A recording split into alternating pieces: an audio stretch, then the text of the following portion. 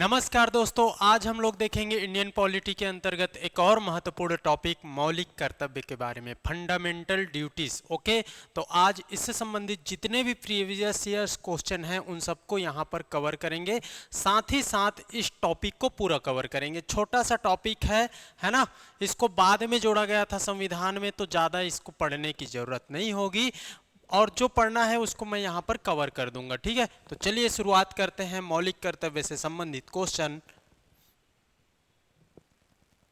देखिए, ये आया हुआ क्वेश्चन है। ठीक है, सीजीपीएससी एआरओ एपीओ 2014 के एग्जाम में आया हुआ क्वेश्चन है। The constitutional provision of fundamental duties was adopted from which country. कौन से देश से इसको लिया गया है? ठीक है, फंडामेंटल ड्यूटीज को कौन से देश से लिया गया है? तो इसका आंसर हो जाएगा, इसका आंसर आपको बी लेना है, सोवियत संघ। सोवियत संघ, ठीक है, ये आपको जानना है, सोवियत संघ लेना है इसका आंसर। आइए इससे संबंधित सारे डिटेल यहां पर देखते हैं। तो देखिए, इसका आंसर हो जाएगा बी। ओके, सोवियत संघ। सोवियत संघ रसिया जो उस समय का यूएसएसआर होता था, वहां से इसको लिया गया है मूल कर्तव्य को। मूल कर्तव्य मूल संविधान में नहीं शामिल था, उसको बाद में जोड़ा गया कॉन्स्टिट्यूशनल अमेंडमेंट के थ्रू। कौन से कॉन्स्टिट्यूशनल अमेंडमेंट के थ्रू? तो 42वां। कब? 1976 में। याद रख लेना, प्रारंभ में जो मूल कर्तव्य जोड़ा गया था उसमें 10 था। ठीक है, फंडामेंटल ड्यूटीज 10 बताया गया था, बाद में 11वां फंडामेंटल ड्यूटीज जोड़ा गया। याद रख लेना कब? तो उसके लिए 86वां संविधान संशोधन 2002 किया गया। याद रख लेना, 11वां आपका मूल कर्तव्य। ओके, तो टोटल आपको जानना है मूल कर्तव्य कितने हैं, तो 11। मूल संविधान में कितने जोड़े गए थे शुरुआत में? 10। ओके, याद रख लेना। ठीक है, मूल संविधान के बाद जब संविधान संशोधन हुआ तो उसमें 10 जोड़े गए, फिर बाद में 86वां संविधान संशोधन 2002 हुआ और उसमें एक और जोड़ा गया, 11वां। ठीक, तो इसको याद रख लेना। कहां से लिया गया? यही क्वेश्चन है, रसिया से। रसिया से। ठीक है, मूल संविधान में मौलिक कर्तव्य नहीं जोड़ा गया था, इसको बाद में जोड़ा गया और इसके लिए भाग 4 का बनाया गया। ठीक है, भाग 4 का जोड़ा गया और इसके अंतर्गत अनुच्छेद 51 का शामिल किया गया। याद रख लेना, अनुच्छेद 51 का। कब? 42वां संविधान संशोधन। ठीक है, 1976। ओके, और इसके थ्रू शुरुआत में 10 फंडामेंटल ड्यूटीज, बाद में 86वां संविधान संशोधन, ठीक है, 2002, और इसमें 11वां जोड़ा गया, 11वां। ठीक, इतना को आपको जानना है, कोई दिक्कत? इतना को आपको जानना है। चलिए नेक्स्ट क्वेश्चन की ओर बढ़ते हैं।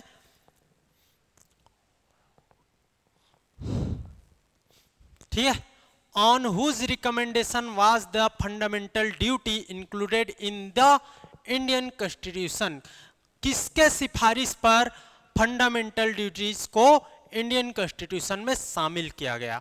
बताइए। तो इसका आंसर आपको लेना है, स्वर्ण सिंह समिति के रिकमेंडेशन के आधार पर फंडामेंटल ड्यूटीज को इंडियन कॉन्स्टिट्यूशन में जोड़ा गया। आपको ये लेना है, सी इसका आंसर होगा, सरदार स्वर्ण सिंह समिति। याद रख लेना, सरदार स्वर्ण सिंह समिति याद रख लेना। ये पंचायती राज में आ जाता है, बलवंत राय मेहता, इसको मत लेना।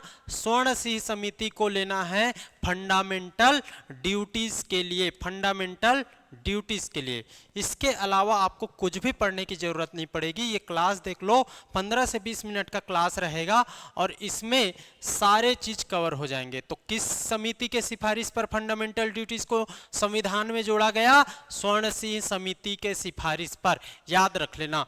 उसके बाद देखोगे तो in which constitutional amendment was the fundamental duties added. अभी बताया हूं कौन सा कॉन्स्टिट्यूशनल अमेंडमेंट हुआ था, 42, है ना? ठीक, 42nd कॉन्स्टिट्यूशनल अमेंडमेंट कब? 1976। और इसी कारण इसको देखोगे तो इसमें बहुत सारा चीज है और इस 42 कॉन्स्टिट्यूशनल अमेंडमेंट को इसी कारण लघु संविधान के रूप में हम लोग जानते हैं, लघु संविधान के रूप में जानते हैं और इसी के अंतर्गत फंडामेंटल ड्यूटीज को जोड़ा गया, फंडामेंटल ड्यूटीज को जोड़ा गया। और शुरुआत में फंडामेंटल ड्यूटीज में 10 कर्तव्य बताए गए थे, फिर बाद में 11वां कर्तव्य जोड़ा गया 86वां संविधान संशोधन 2002 के अंतर्गत। तो इसका आंसर क्या हो जाएगा? बी हो जाएगा। B is the right answer. 42वां संविधान संशोधन 1976 आया हुआ क्वेश्चन है, ठीक है। Which of the following duties is not included in the fundamental duties of a citizen? ठीक है, कौन सा इसमें फंडामेंटल ड्यूटीज के रूप में शामिल नहीं है, यही पूछ रहा है, ठीक है। कौन सा मूल कर्तव्य, निम्न में से कौन सा कर्तव्य सम्मिलित नहीं है मूल कर्तव्य में, एक नागरिक के मूल कर्तव्य के रूप में कौन सा सम्मिलित नहीं है, यही पूछ रहा है। तो इसका आंसर क्या हो जाएगा, देखते हैं। इसका आंसर आपको लेना है क्या, प्राकृतिक पर्यावरण की रक्षा और उसका संवर्धन, ये तो शामिल है, अभी देखेंगे। स्वतंत्रता के लिए हमारे राष्ट्रीय आंदोलन को प्रेरित करने वाले उच्च आदर्शों को संजोए रखना, बिल्कुल शामिल है ये, है ना। अस्पृश्यता मिटाने की ओर प्रयास करना, यही शामिल नहीं है। वैज्ञानिक दृष्टिकोण, मानववाद, ज्ञान अर्जन, सुधार की भावना विकास करना, यह भी शामिल है। तो इसका आंसर हो जाएगा C. C is the right answer. C is the right answer. आपको याद रख लेना, अस्पृश्यता की बात मौलिक कर्तव्य में नहीं बताया गया है। और देख लीजिए यहाँ पर 11 मौलिक कर्तव्य कौन कौन से, इसको क्रम से याद रख लेना है। क्वेश्चन ऐसा भी पूछता है, 6वां मौलिक कर्तव्य क्या बोलता है, 7वां क्या बोलता है, 8वां क्या बोलता है, तो इसको नंबर वाइज याद करना है। सबसे पहले आपको याद रख लेना, संविधान का पालन करना है सभी को, उसके आदर्शों, संस्थाओं, राष्ट्रध्वज, राष्ट्रगान का आदर करना है। इसी कारण जब राष्ट्रगान चलता है या तो कई लोग उसके सम्मान में खड़ा हो जाते हैं, ठीक है, सावधान रूप से खड़ा हो जाते हैं, उनके सम्मान करना है, उनका आदर करना है, पहला में बताया गया। दूसरा में स्वतंत्रता के लिए हमारे राष्ट्रीय आंदोलन को प्रेरित करने वाले उच्च आदर्शों को हृदय में संजोए रखना है, ठीक है। स्वतंत्रता के लिए जो राष्ट्रीय आंदोलन के समय में हमारे जो भी उच्च आदर्श वाले जो नारा थे, कुछ भी थे, उन सब को हमको संजोए रखना है, ठीक है। दूसरा बोलता है। तीसरा याद रखना, संप्रभुता, एकता और अखंडता की रक्षा करना है, उसे अक्षुण्ण बनाए रखना है, ठीक है। चौथा में देखोगे तो देश की रक्षा करें और आह्वान किए जाने पर राष्ट्र की सेवा के लिए समर्पित हो जाना है, तुरंत तत्पर रूप से जाना है, ये चौथा बोलता है। 5वां देखोगे, भारत के सभी लोगों में समरसता, समान भ्रातृत्व भावना का निर्माण करे, जो धर्म, भाषा और प्रदेश या वर्ग पर आधारित सभी भेदभाव से परे हो और ऐसी प्रथाओं का त्याग करे जो स्त्रियों के सम्मान के विरुद्ध हो, याद रख लेना, ठीक है। ये 5वां है। 6वां देखोगे, मिश्रित संस्कृति, ठीक है, मिश्रित संस्कृति, कंपोजिट कल्चर की गौरवशाली परंपरा का महत्व समझे और उसका परिरक्षण करे। तो हमारे देखे मिक्स्ड आपका कल्चर है ना, कहीं पर कुछ भाषा, कहीं पर कुछ बोली, कहीं की संस्कृति कुछ और, कहीं की संस्कृति कुछ और, इस तरीके से तो हम लोग डाइवर्सिटी को रिप्रेजेंट करते हैं, तो इसको याद रख लेना, मिश्रित संस्कृति है। 7वां देखो, प्राकृतिक पर्यावरण, जिसके अंतर्गत वन, झील, नदी, वन्य जीव, इन सब का रक्षा करना है, इनको संरक्षण करना है, उनका संवर्धन करना है, उनके प्रति दया भाव की भाव रखना है, याद रख लेना, ठीक है। दया भाव रखना है, याद रख लेना, ठीक है। 8वां देखोगे तो वैज्ञानिक दृष्टिकोण, मानववाद, ज्ञानार्जन, सुधार की भावना का विकास करना है। 9वां देखोगे तो सार्वजनिक संपत्ति, जो पब्लिक आपके संपत्ति हैं, उनको सुरक्षित रखना है, हिंसा से दूर रखना है, ठीक है। ये आपको जानना है, सार्वजनिक संपत्ति की रक्षा करना है, उससे उसके खिलाफ हिंसा नहीं करनी है। 10वां देखोगे तो व्यक्तिगत और सामूहिक गतिविधियों के सभी क्षेत्रों में उत्कर्ष की ओर बढ़ने का सतत प्रयास करना है, ठीक है। सतत प्रयास करते जाना है, सामूहिक रूप से या व्यक्तिगत रूप से उत्कृष्ट क्षेत्रों में बढ़ने की, ठीक, ये आपको जानना है, ठीक, ओके। 11वां को देखो, 11वां इंपॉर्टेंट है, इसको 86वां संविधान संशोधन 2002 के अंतर्गत जोड़ा गया। तो कौन सा है जी, माता या पिता या संरक्षक है, ठीक है। तो 6 वर्ष से 14 वर्ष तक की आयु है ना, 6 से 14 वर्ष तक की आयु के बच्चे हैं, उनको क्या करना है, शिक्षा के अवसर प्रदान करना है। यही 86वां संविधान संशोधन 2002 के अंतर्गत जोड़ा गया। 6 से 14 वर्ष तक के बालक या बालिका है, उनको शिक्षा प्रदान करना है। ये उनका फंडामेंटल ड्यूटीज है। किसी भी अभिभावक का, माता पिता हो या उसके कोई भी गार्जियन है, गार्जियन है उनको, ठीक है, ये आपको याद रख लेना। तो 11 को याद रख लेना। इसमें पूछेगा 11वां नंबर का मौलिक कर्तव्य कौन सा है, तो इसी को बताना है, ना कि कोई दूसरा नहीं बताना है। पूछ दे 7वां नंबर का तो प्राकृतिक पर्यावरण, तीसरा नंबर का तो संप्रभुता, एकता, अखंडता, पहला नंबर संविधान का पालन, उनके आदर्शों को, उनके आदर्श, राष्ट्रगान, राष्ट्रगीत, इन सब का आदर करना है, इन सब को जानना है, ठीक है। 6वां पूछे तो मिश्रित संस्कृति, 5वां पूछे तो सभी लोगों में समरसता और समान भ्रातृत्व की भावना का निर्माण करना है। इस तरीके से आपको जानना है। 9वां पूछे तो सार्वजनिक संपत्ति, इस तरीके से एक एक को पूरा, ये 11 को आपको याद करना पड़ेगा। पहला क्या है, दूसरा क्या है, तीसरा क्या है, चौथा क्या है, पांचवा क्या है, फिर पूरा बन जाएगा, ठीक है। तो चलिए देखते हैं। इसमें देखिए कोई सभी अस्पृश्यता की बात कर रहा है क्या, अस्पृश्यता की बात कर रहे हैं क्या, तो अस्पृश्यता हमारे मौलिक कर्तव्य के अंतर्गत नहीं है, शामिल नहीं है, उसी को पूछा गया था, ठीक है। चलिए, मौलिक कर्तव्य है, क्या है, न्यायोचित, चेतावनी, संस्तुति, गैर न्यायोचित, सॉरी, चलिए, न्यायोचित, चेतावनी, संस्तुति और गैर न्यायोचित, मतलब ये क्या बोल रहा है, इसका आंसर हो जाएगा न्यायोचित। फंडामेंटल ड्यूटीज आर गैर न्यायोचित, याद रख लेना। इसको न्यायालय में ठीक है, चुनौती नहीं दे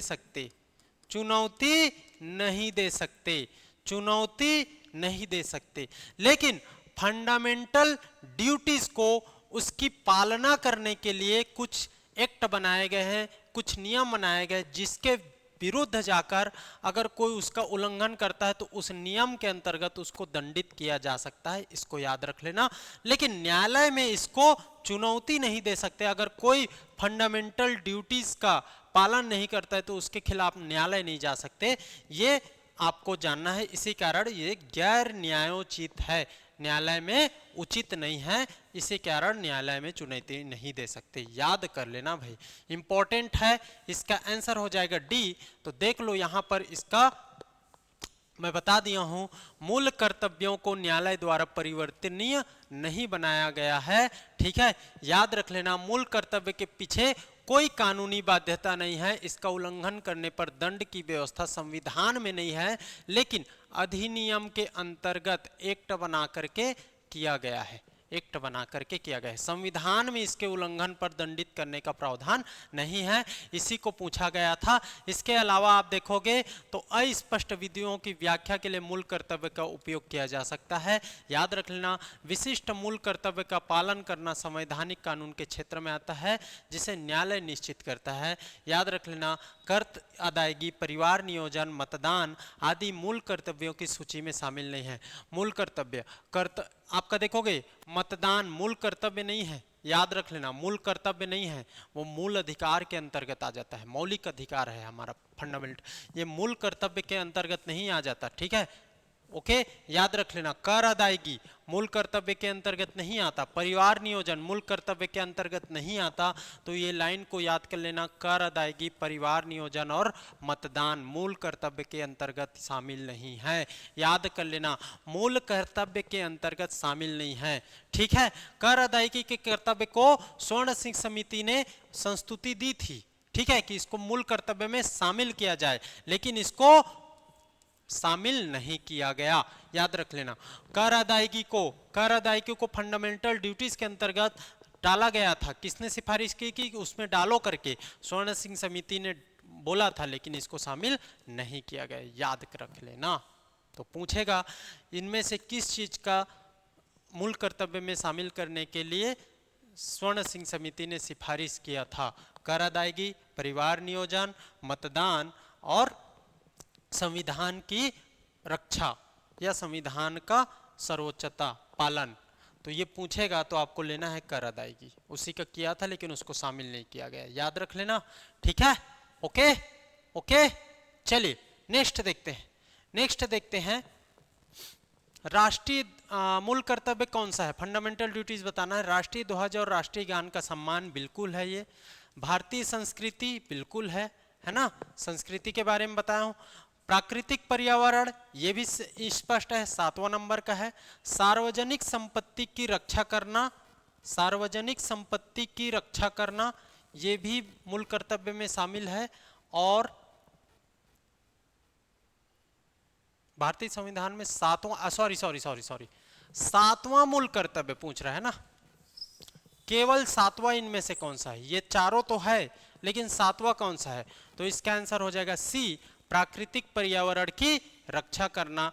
ये 7वां नंबर का मूल कर्तव्य है, 7वां नंबर का मूल कर्तव्य है, याद रख लेना भाई। 7वां नंबर का मूल कर्तव्य, ये वाला कौन सा है बताओ?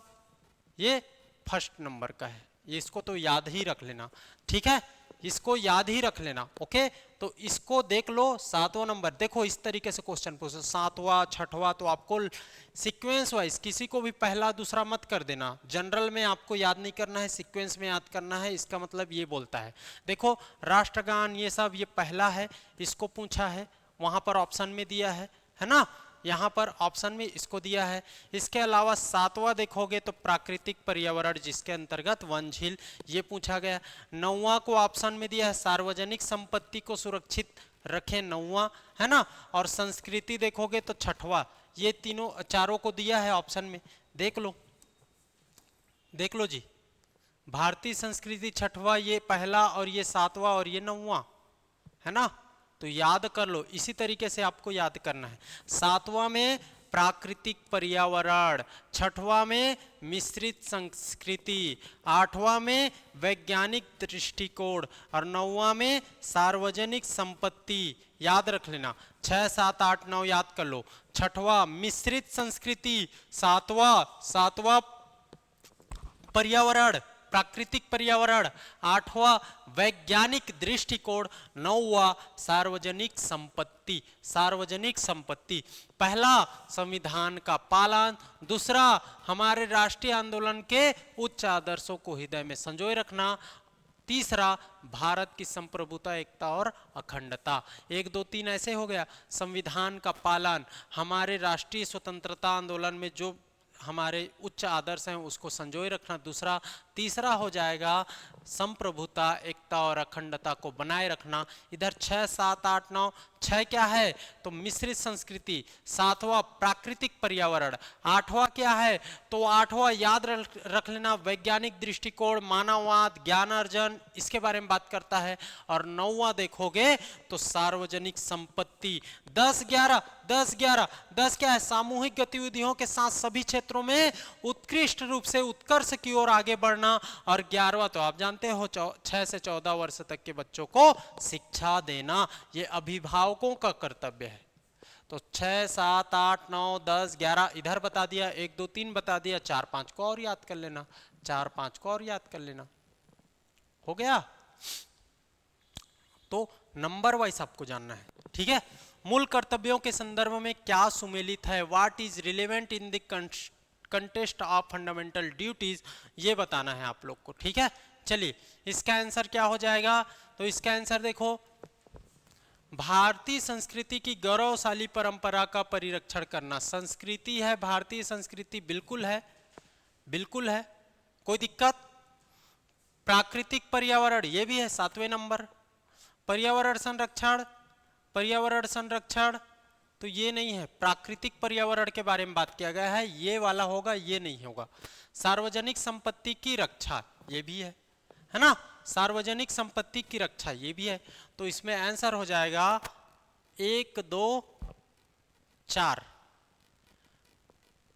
1 2 4, D is the right answer, D is the right answer. Okay, D is the right answer, याद रख लेना, ठीक है। पटवारी वाले एग्जाम में आया हुआ है 2022 में, सब आया हुआ क्वेश्चन है। कैसे आता है ये बता दिया। एक एक टॉपिक को हम लोग कवर कर रहे हैं, एक एक टॉपिक को, कुछ भी नहीं छूटेगा, कुछ भी नहीं छूटेगा।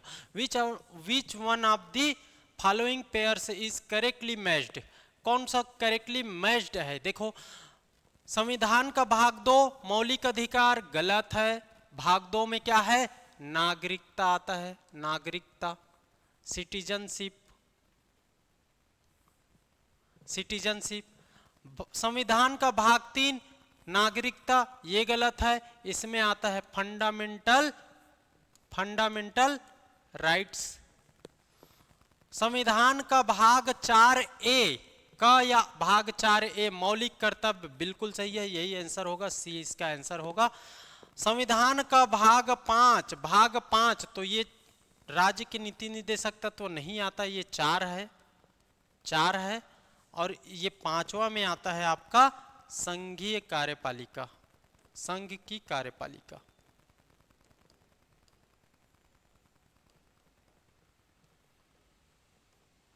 ओके, तो ये आपको जानना है।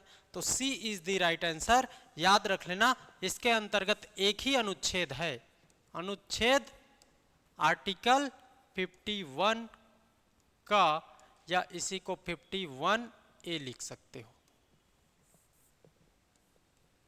ओके, याद रख लेना, ठीक। चलिए, ये इस टॉपिक का लास्ट क्वेश्चन है, ये इस टॉपिक का लास्ट क्वेश्चन है, बीएड में आया हुआ है 2021 में, इसको समझना है, ठीक है। तो कौन कौन सा किसके संबंधित है, देखो मैं बताया हूं, आप लोग को बताया हूं, जब शेड्यूल पढ़ा रहा था तो आप लोग को बताया हूं 8 शेड्यूल मूल संविधान में थे, फिर 9, 10, 11, 12 को बाद में जोड़ा गया। तो उसी में 10वां शेड्यूल जोड़ा गया था, 10वीं अनुसूची, दल बदल अधिनियम, ठीक है, दल बदल निषेध अधिनियम, याद रख लेना। ओके, इसको जानना है, बिल्कुल जानना है। इसके बाद देखोगे तो स्वर्ण सिंह समिति, अभी पढ़ाया हूं, इसकी सिफारिश की थी, मूल कर्तव्य की सिफारिश की थी। स्वर्ण सिंह समिति ने मूल कर्तव्य की सिफारिश की थी, तो ये हो गया, ठीक है। अब यहां से आप देखोगे तो गोलकनाथ मुकदमा, ये आ जाता है 24वां संशोधन, और आंतरिक आपात देखोगे तो ये 44वां संविधान संशोधन। बस हो गया काम। तो देखो 1 का 3, 2 का 4, 1 का 3, 2 का 4, ठीक, D is the right answer, D is the right answer. आप अगर ये पहला और दूसरा भी नहीं मिलाते, ये दल बदल को मिला लो, दल बदल को मिला लो, तो 4 का 2 नहीं, डी का 2 दो जगह है, डी का 2 जगह है, सी या डी होता। एक और वन मिला लेते, स्वर्ण सिंह और मूल कर्तव्य, तो सी का 1, ये गलत हो गया, और हो गया आंसर सी का 1। ये दोनों नहीं जानते तो पर भी चल जाता, लेकिन मैं यहां पर सबको बता दिया हूं। इसको भी बताया हूं, गोलकनाथ मुकदमा 24वां संविधान संशोधन को बताया हूं मैं, ठीक है। और आंतरिक आपात आगे देखेंगे, आंतरिक आपात जो 44वां संविधान संशोधन 1978 में जोड़ा गया, ठीक है। तो इसको जानना है। ओके, दल बदल निषेध कानून, याद रख लेना, 10वीं अनुसूची, बताइए कौन से संविधान संशोधन के अंतर्गत उसको जोड़ा गया है। फंडामेंटल आपका शेड्यूल में कौन से संविधान संशोधन के अंतर्गत जोड़ा गया, इसको आप लोग को कमेंट करके बताना है।